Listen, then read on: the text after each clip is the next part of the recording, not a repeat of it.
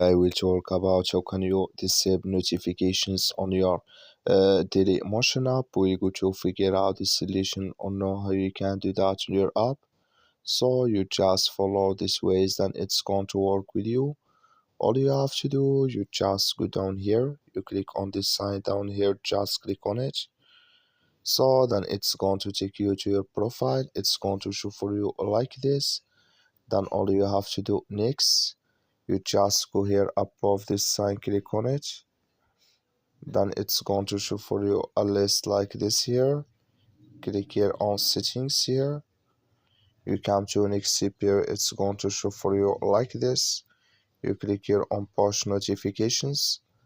Then you come here to push notifications, clicking this sign or this color.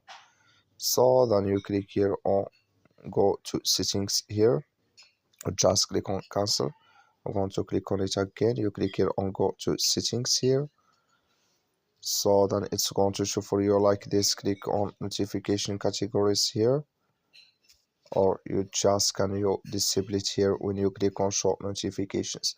That's all you have to do. Thank you for watching. Don't forget to support us by liking and subscribing.